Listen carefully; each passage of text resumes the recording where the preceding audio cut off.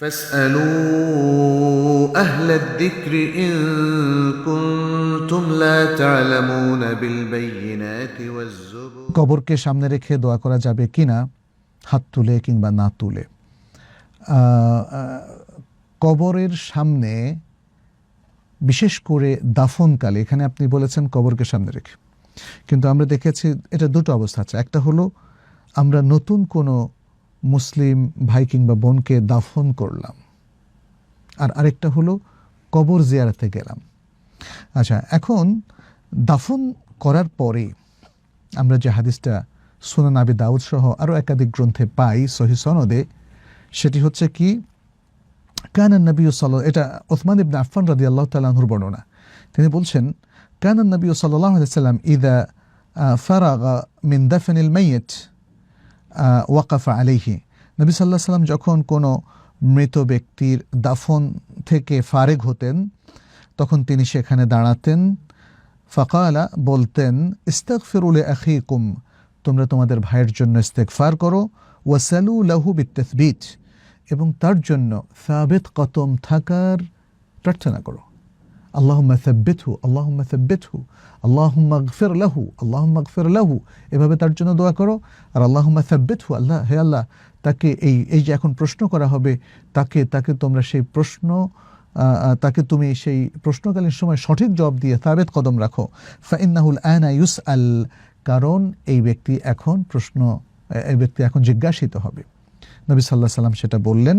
তাহলে বোঝা গেল যে কবরকে সামনে রেখে একদম দাফনের পরবর্তী সময়ে, দাফন কার্য শেষ করার পরপরই দোয়া করাটা জায়েজ। সেই দোয়াটা কি? ইস্তেগফার করা, আর কি, তাকে সাবিত কদম রাখার দোয়া করা। দুটো জিনিস, ইস্তেগফার এবং সাবিত কদম। এই হাদিসে কিন্তু এই ইস্তেগফার হাত তুলে আসেনি।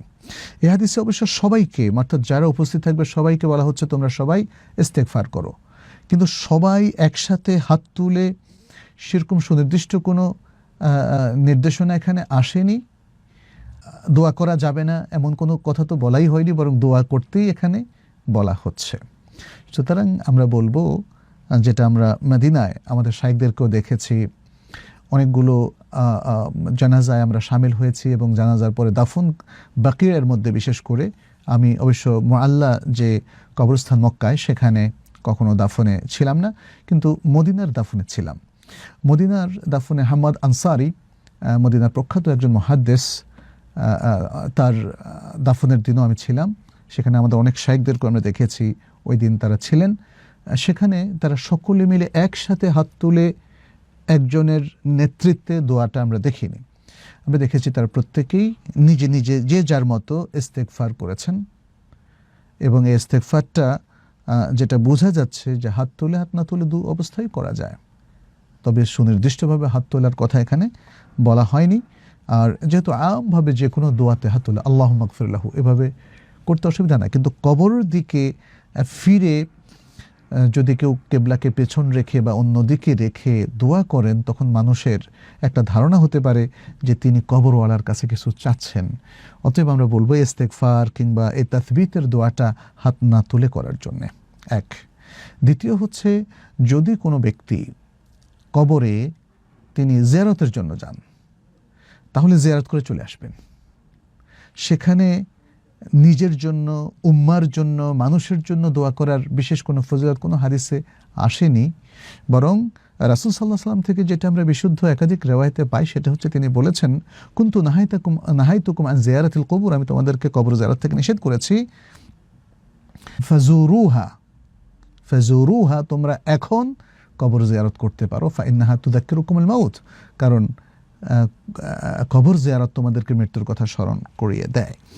তাহলে এই হাদিসগুলো থেকে বোঝা যায় যে যারা কবর জিয়ারতের উদ্দেশ্যে মানে কবরে যায়, সেখানে তাহলে তারা জিয়ারত করে চলে আসবে।